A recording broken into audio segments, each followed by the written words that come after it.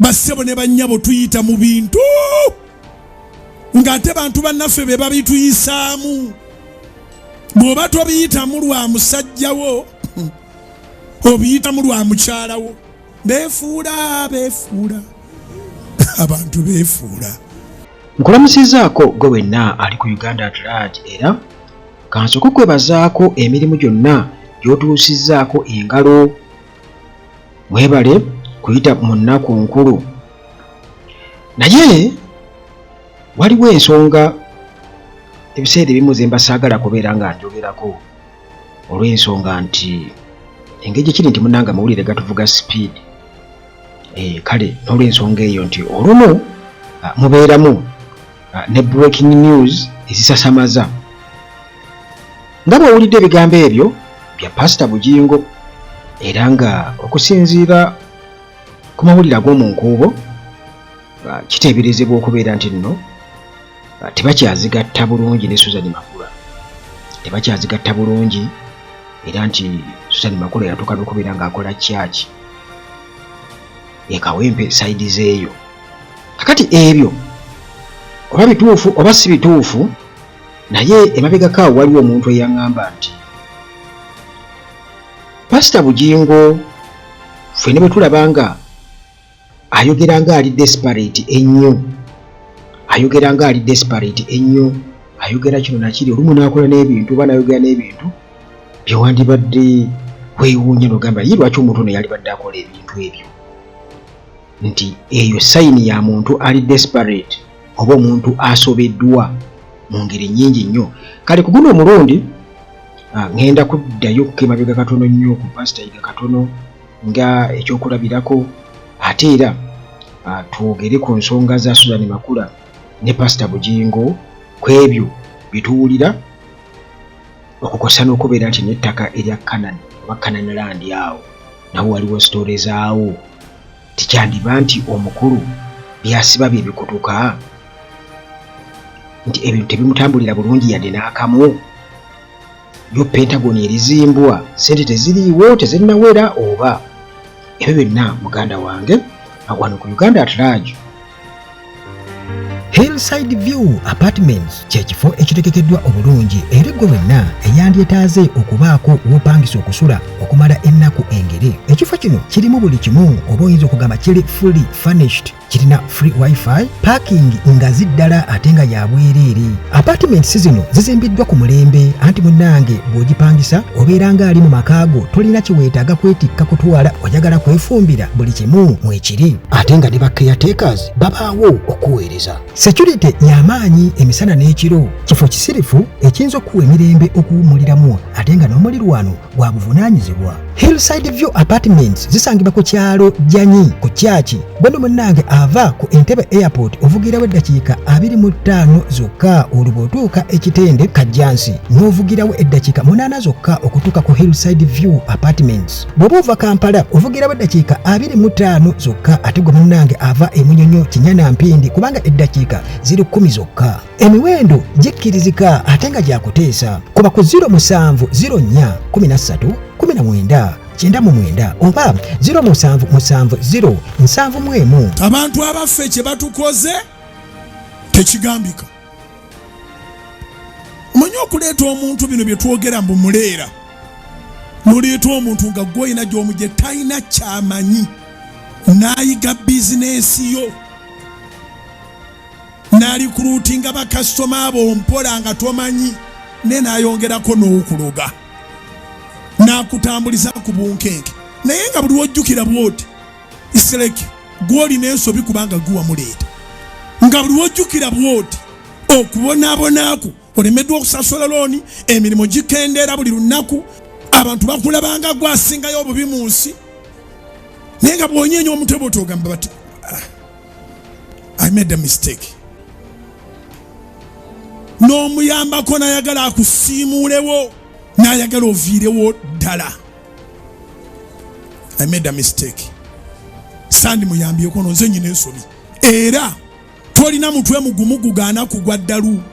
Bassebo ne bannyabo tuyita mu bintu ng'ate bantu bannaffe be babituyisaamu. Bw'oba tobiyitamu lwa musajjawo obiyitamu lwa mukyalawo. Beefuula abantu beefuula. Gwowonya eggere yali kusambya. Abantu beefuula abantu beefuula. Gwowonya eggere yali kusambya. Abantu beefuula. Bayuda tuyita nabo abalala tuseka nabo. Olw'ekisa tugabana nabo. Ate wabawo ne gw'omanya nga tonawo otandikira nga bannaye. Ntandikire wa tubamanyi mutabagamba. Abakyala beefuula abantu beefuula. Gwowonya eggere yali kusambya.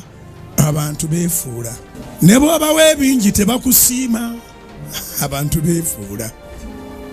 Mwanadamu mutadde tebambuuza lwaki mutadde. Sitaani talina gw'atakozesa.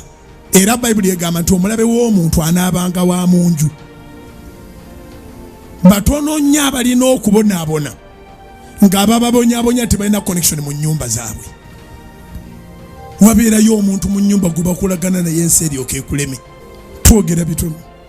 Kubanga guno omulembe oyogera ekintu ne bakuvuma. Beefuula abantu beefuula. Era example n'agituwa bulungi nnyo nga ageraageranya ku mukyala nti oba omwami nti abantu beefuula. Ngera naye bwe yeefuulira Teddy Naluswa bwe yamwefuulira kwegamba example gyawa agyewaako ate munnange n'agiwa ne kwabo be boogerako nti oba oli awo ebintu tebitambula bulungi ne Suzan Makula ewaka. Gye buvuddeko twalaba Pastor Bugingo nga yeewooma amasasi yageewooma era n'asurvivinga. Of recent n'akola statement gye yakakola nga ayogera ku Mukama Katonda gye yajjawo eyali omukuumi we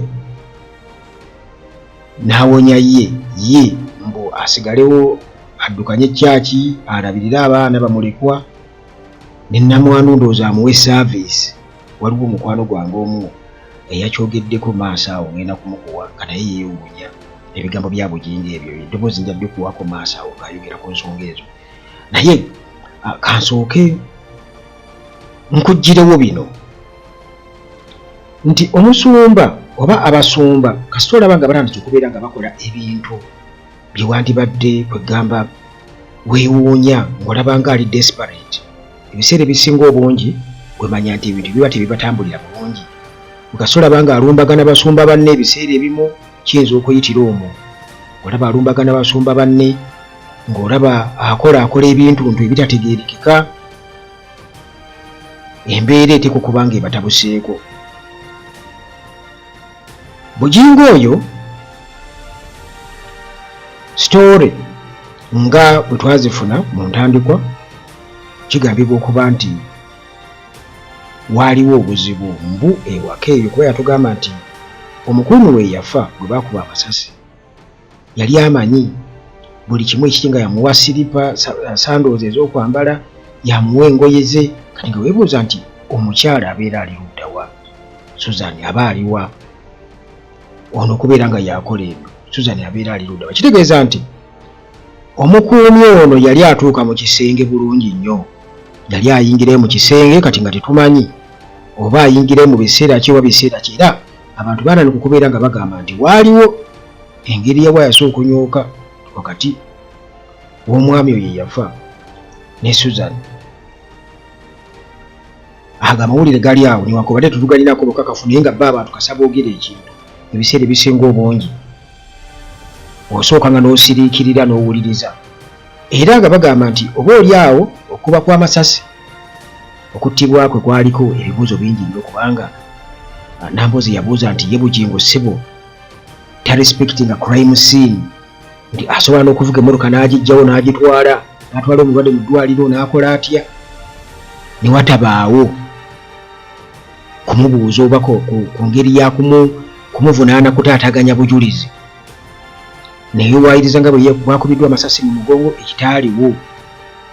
ne yeekabyakabya obuzigo obw'ekirogo ku kyaki ng'anoonya sympathy. Ebyo byonna abantu nga babiraba, era waaliwo ebibuuzo bingi nnyo ku nfa y'omwami oyo, engeri gye baabakubamu amasasi. Ebyo bonna nge tubirekera Katonda okubeera ng'akola ki. Wabula okudda kwa Bugingo okwogera ku famire eyo n'engeri omukumi we gye yavaawo mbu yasigalewa alabirire buli kimu n'abaana n'ebirala, eyo nakyo kyewuunyisa kubanga ne Bugingo talina garanti ku bulamu bwe. Kakati ebyo nga bikyali awo, mujjukira bulungi nnyo Bugingo nga anaatera okwawukana ne Naluswa,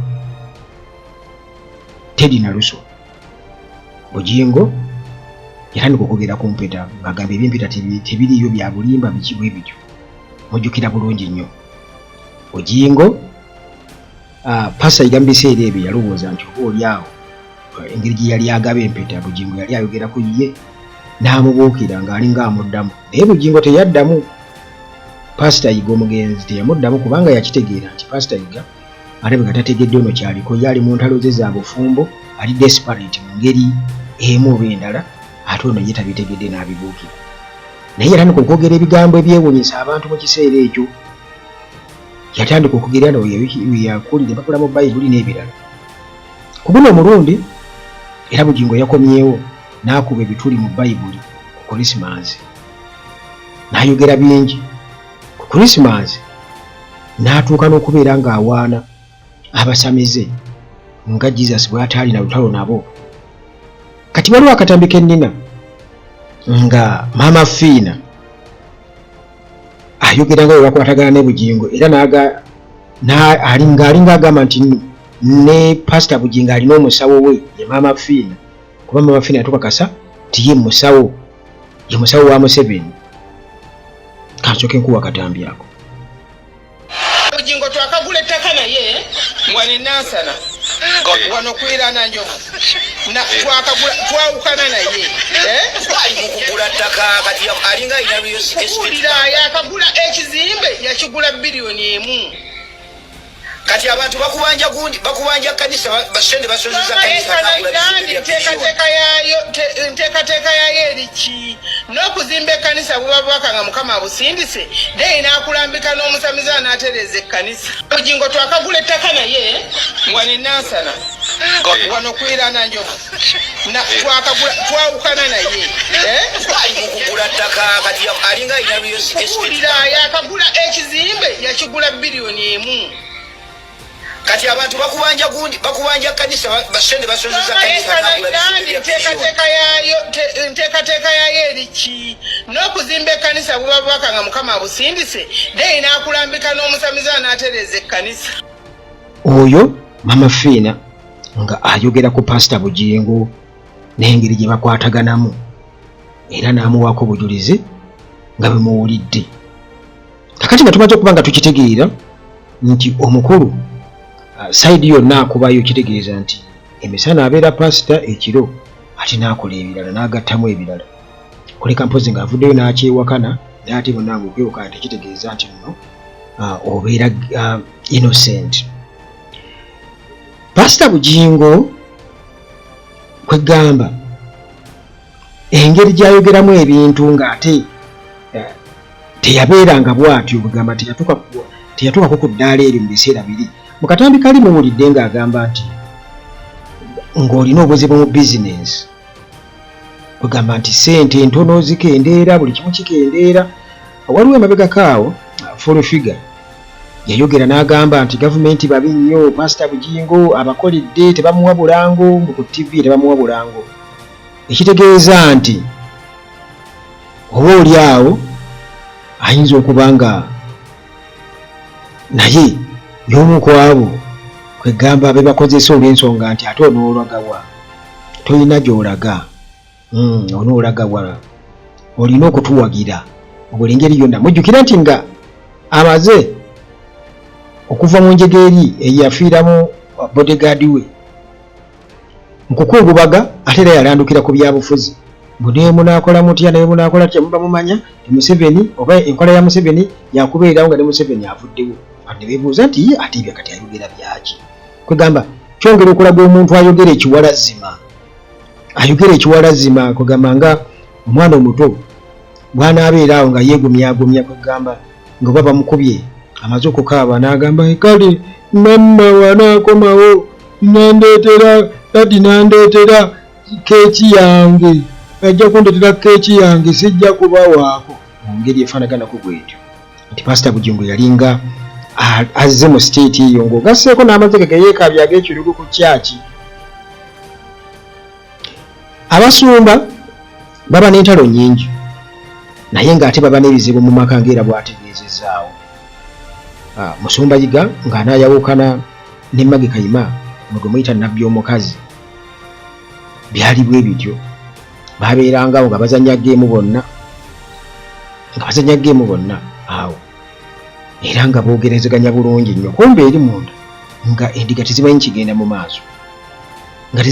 maaso naye munnange olunaku lumu ndijja ne mbawo ensonga lwaki Musumba Yiga yayawukana ne Magi Kayima ensonga entuufu eyaddala nze njimanyi naye kati guno omulundi si ensonga lwaki siraba nsonga lwaki naalibadde njireeta naye kwegamba baayawukana bwe batyo mu mbeera abantu gye balibadde baluwolezaamu nti bano nga balinga abaagalana ebyaddala naye kasonga katono nnyo kaaliwo just katono nnyo na kiro kimu bwe kiti ne baawukana kati Suzan Makula ono tulaba nga tazaala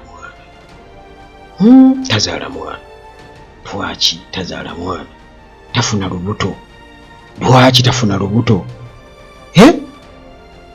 afaananako n'omuntu eyajja n'akaveera kati ate n'agenda naki n'atikka mmotoka loole kubanga okusinziira ku bigambo bya pasita Bugingo neŋŋamba abantu ze batambuza mu nda eyo tetugenda kuzibuusa maaso wateekwa okuba waliwo ekitali kituufu ekisumbuwa omusumba ono yensonga lwaki ayogera ebigambo bingi nnyo buli lwatuuka okwogera ne weebuuza nti lwaki ayogera bino lwaki naye nga bwemumanyi nti sitaani munnange sitaani yaswaza ate era ne musumba agambye pasita Bugingo pasita Haji agambye nti banaye sitaani akozesa yandibanga sitaani yamukozesa naye nakkiriza nti mutuufu sitaani yankozesa kubanga ye omutwazi yaba mutwazi omwagazi wa ssente yaba mwagazi wa ssente tomubuulira byakuswala tomubuulira ye kasita afuna aba afunye ate nga ag'omunkuuwo gagamba nti naye mu ngeri ya wali takoze ekitatudde kwegamba kyentegeeza mu ngeri ya sikaati takoze ekitatudde si mwangu omuliro ku batru agukola kyaguweereza ddala agulina kati Suzan ebyo byonna abaera abimanyi ate nga bwe kibanga kituufu eky'omukuumi nga naye omukuumi yalinga atera okukwata mu nva za boosi kitegeeza nti noona alina emize egikola ki egibaliga naye kwegamba ebimu ku bintu oba oli awo ebiviiriddeko pasita ono okubeera nti ayogera ebintu waliwo ekizibu ekinene nnyo akyalina ekiri eyo ku Kananaland eyo kyenkyanoonyerezaako nkirinako obukakafu naye saagadde kukyogera kati ngera benkuga nti ensonga eyayawula Musumba Yiga ne Magi Kayima lumu ndidda ne ngibabuulira era n'olunaku olulala ndidda ne nkubuulira ebikwatagana ku Kananaland awo n'obunkenke obuliwo obw'amaanyi ennyo.